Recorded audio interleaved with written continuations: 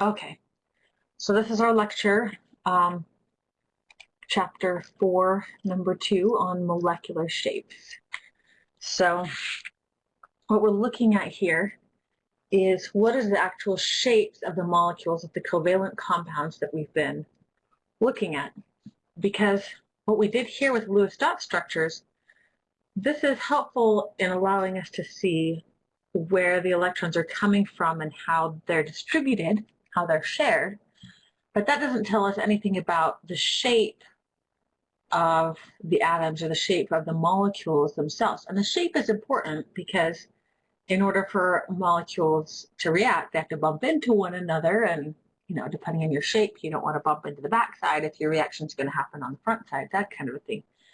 Also, the shape is going to determine your polarity, which strongly influences a lot of your physical properties. So knowing the shape is very important, just as important as being able to draw the Lewis dot structure.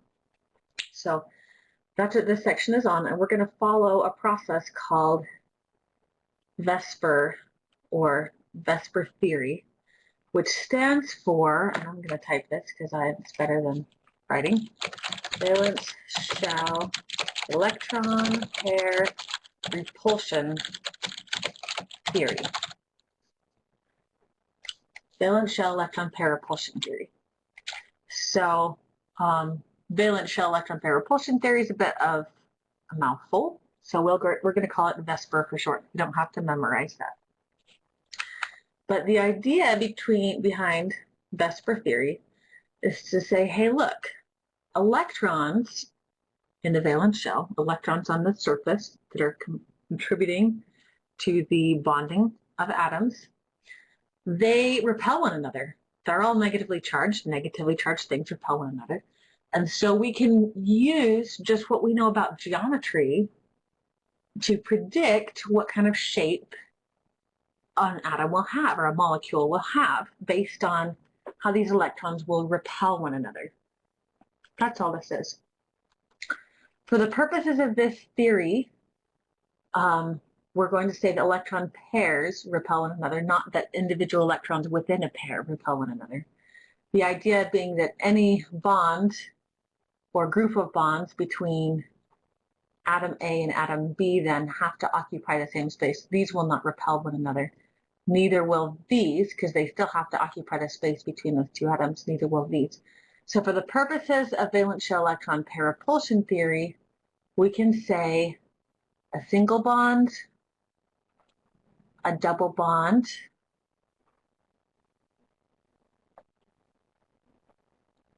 triple bond, and a lone pair, which is an unbonded set of electrons. Each of these counts as just one set of electrons or one charge cloud, depending on how your book puts it, that would then repel other sets and other charged clouds.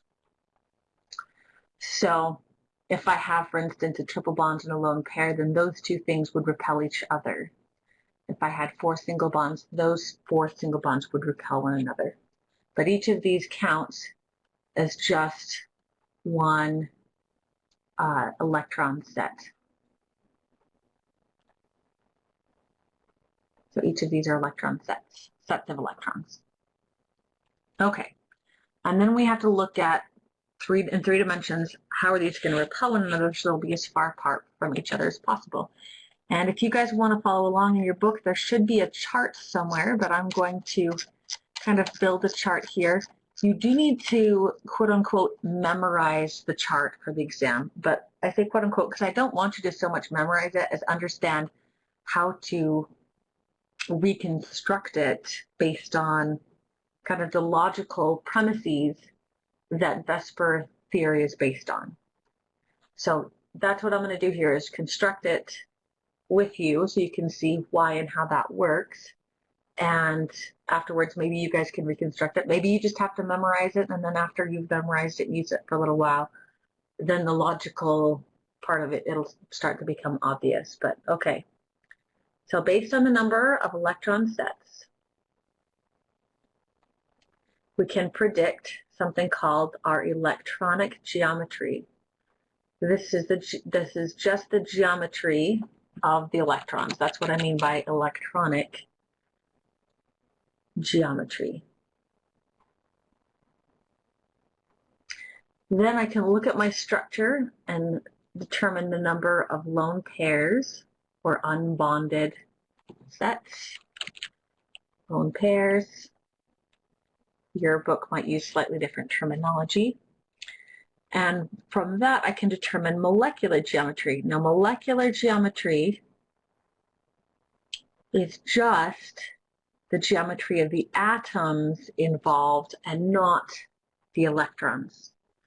So molecular geometry has to be deduced from the electronic geometry and the number of lone pairs, but I'm just looking at the atoms here.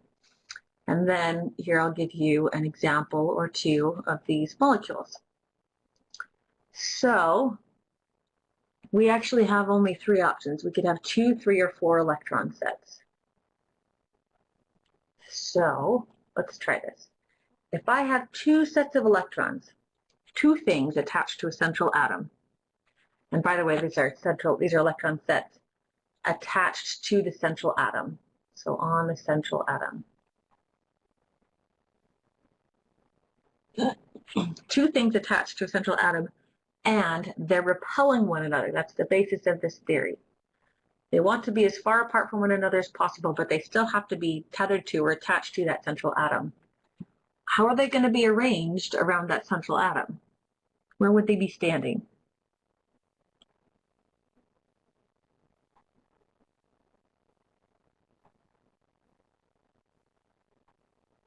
Opposite sides. Anybody agree? Is there any other place they could be that they would be further away from one another?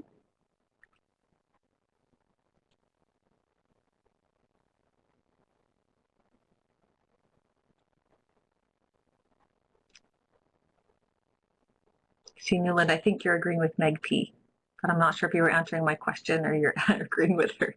I'll assume that you are. Okay, yeah.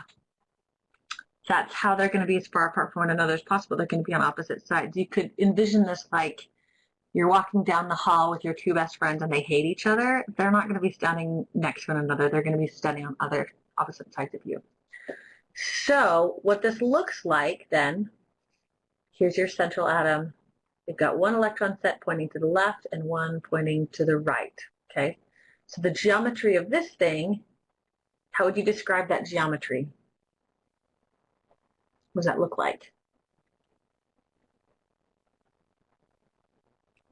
It looks like a line. That's exactly, it just looks like a line. And so the geometry of these electrons, we're going to say, is linear.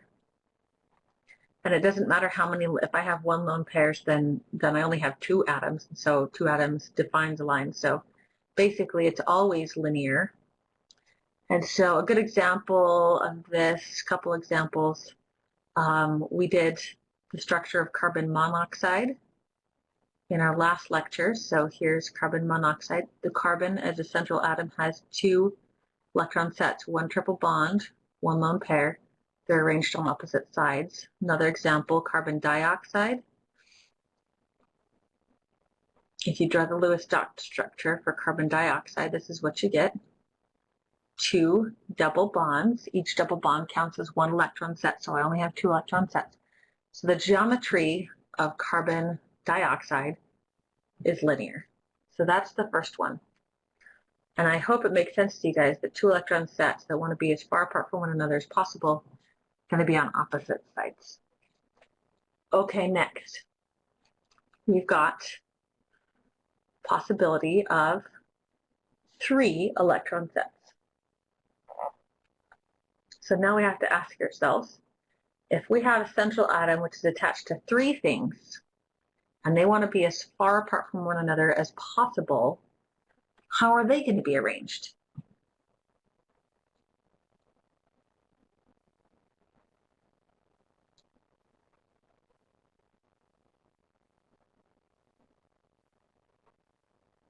They're all going to be on the outside, yep. They're going to be arranged in a triangular shape. In other words, if this was a line, the farthest apart from one another we could get was 180 degrees.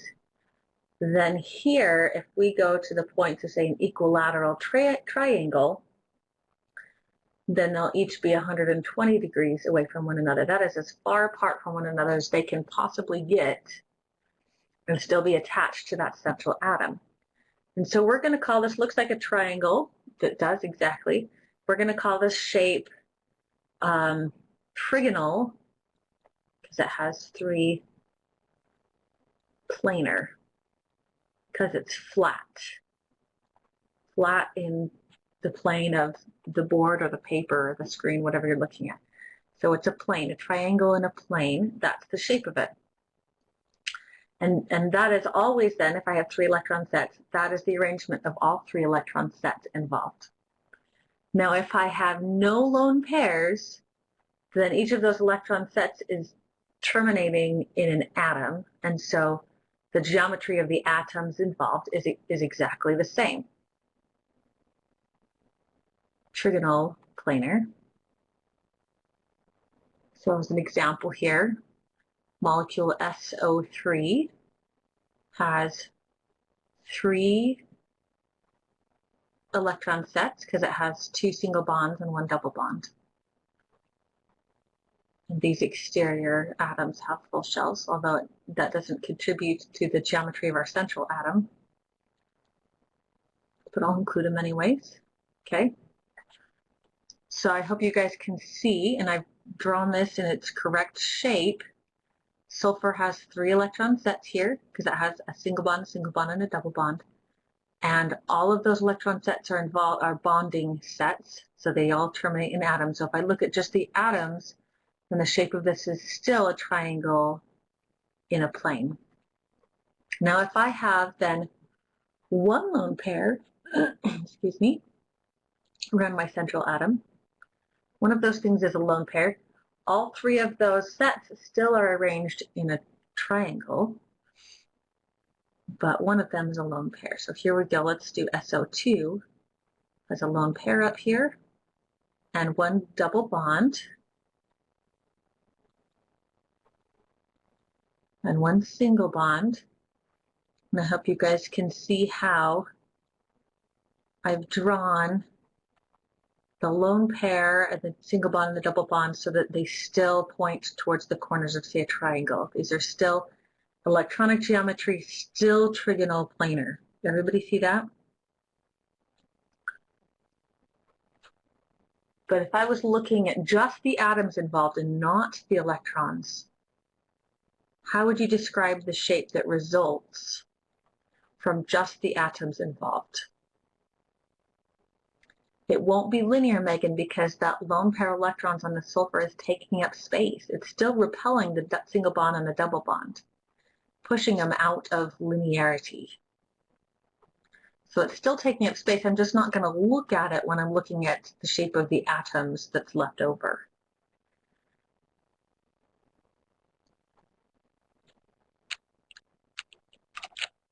Another way of showing that is to show up like these occupy a little cloud. That little cloud takes up space.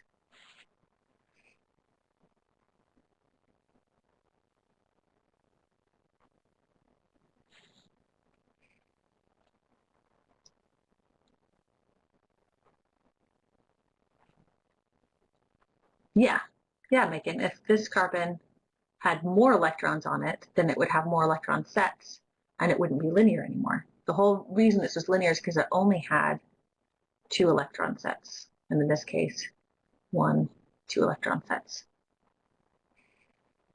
Whereas here we have 1, 2, 3 electron sets, and 1, 2, 3 electron sets. Okay, which you guys didn't answer my question. How would you name this shape here? The shape that's occupied by just the 2 oxygen atoms and 1 sulfur atom. It's bent. It's not, it's a line, it's just not a straight line, it's a bent line. So we're going to call it bent. Looks bent. Okay. All right. You guys following me here? Roughly, we will do some examples. So never fear that you have to get it all right now.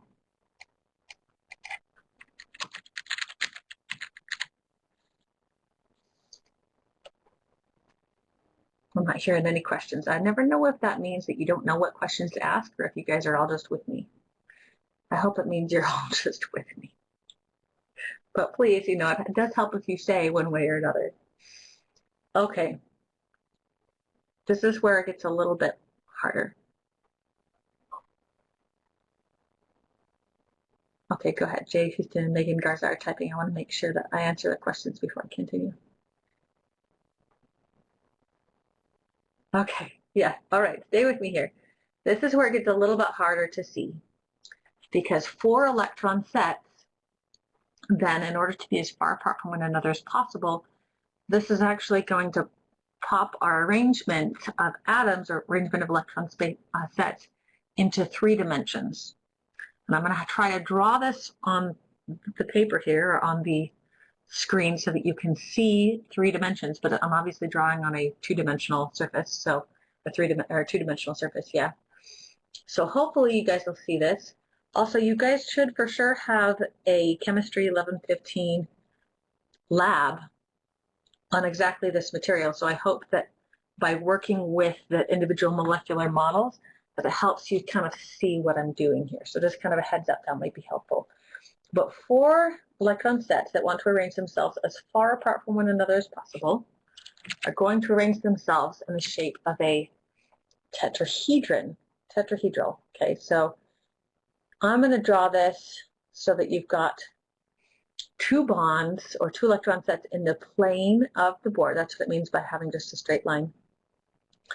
This dashed line says that's an electron set that's going into the screen away from you, but still to the left. This wedge is trying to show a little bit perspective here. It's coming out of the screen towards you and still pointing a little bit to the left. And then all together, they call this a tetrahedral shape because if you connected all of the points, then you would get a tetrahedron, a 4-dimensional object with 4 sides that are all identical. Oh, I didn't see that one there. There's my tetrahedron. So they call this a tetrahedral shape. Okay, what do they call it? Tetrahedral.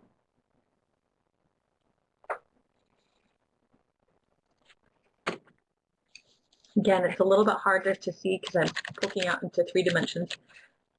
Follow along in your book. They probably got a little bit better images there. Lecture notes are maybe a little bit clearer too, I hope. But essentially, you've got these 4 electron sets and they are poking out. If you can't imagine a little tetrahedral,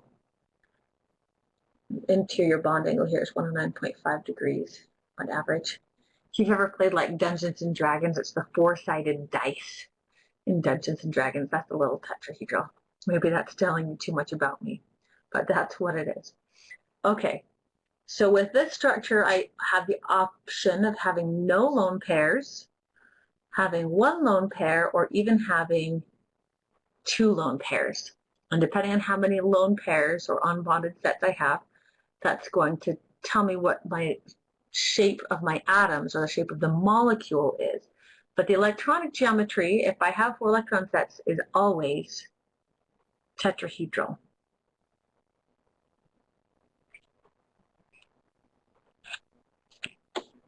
Give me a second, Danny. I'm going to grab my copy of the book.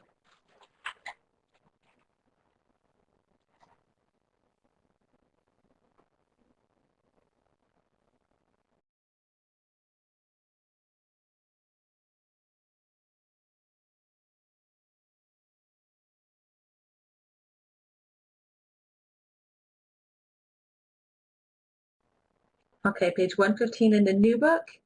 If you have the old book, then you're looking at page 123. And just some little things like, I call it planar, trigonal planar. I think your book might call it planar triangular. I don't know anybody else that calls it planar triangular, but basically the same thing.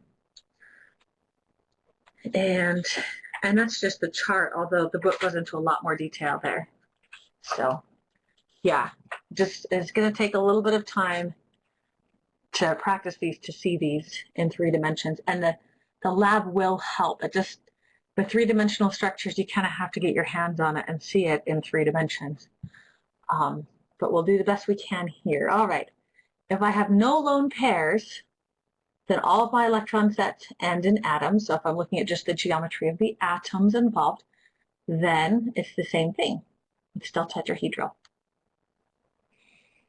So a good example of this is CH4, 4 hydrogen atoms attached. So if I'm going to try to draw this in a tetrahedron, we've got 1 wedge and 1 dash to show these in perspective, and then 2 straight lines because those are in the plane of the paper or the screen. Okay. If I have 1 lone pair, and I'll give you an example here of NH3, then this lone pair of electrons takes up space. Takes up 1 part of my tetrahedron. And then I have 3 hydrogens attached. And I'm going to describe this structure as a little pyramid. Does this look like a little pyramid to you? Hopefully. If you connect the base here, looks like a little pyramid. I hope you guys can all see that pyramid. Again, for the molecular geometry, I'm only looking at the atoms. I have to remember the electrons are there because they're pushing those other bonds out of space. The whole point of this is that all these electrons are repelling one another. But I'm only trying to describe the shape that these atoms take up. So the molecular geometry of the NH3 here, we're going to describe as trigonal pyramidal. I think your book might just say pyramidal, but this is specifically, it's important to note that it's trigonal pyramidal. That means it's a pyramid with 3 bases, with 3 sides. So like the pyramids at Giza have a base of 4, a square base. Those are square pyramidal. This little structure, this little tripod, because it only has 3 legs, then is trigonal pyramidal. And I hope you guys can see that. You guys roughly following? Not completely lost, but a little bit lost. And if you watched it again, you might not be quite so lost.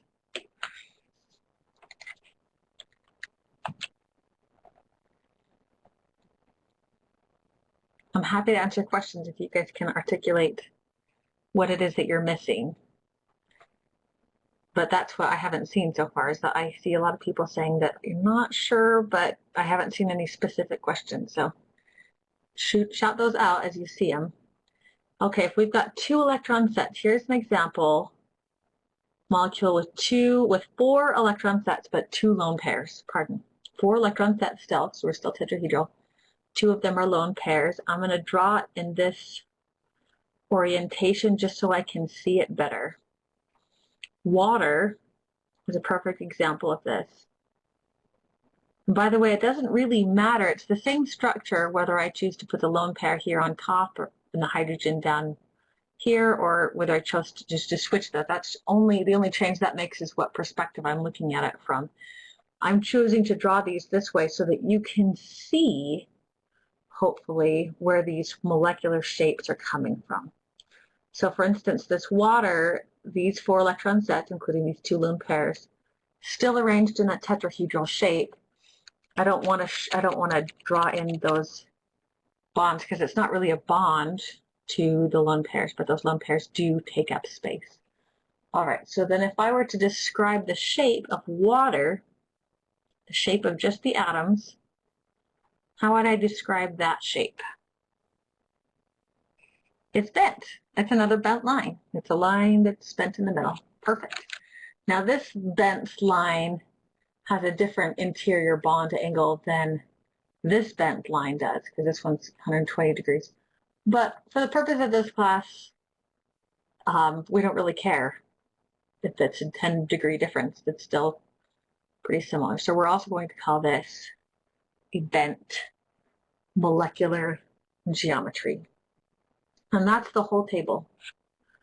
That's the whole thing. Let me zoom out a little bit. Hopefully you guys can still see. I just want you to be able to view the whole table. We have then, based on the number of electron sets available, and remember, what counts as an electron set?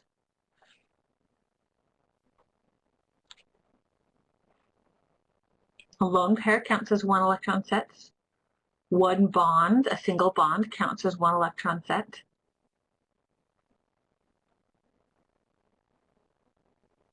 Not just 2 electrons. Yeah, because a double bond counts as 1 electron set, and that's 4 electrons. And a triple bond also counts as 1 electron set, and that's 6 electrons, right? That was the first thing we did when we defined.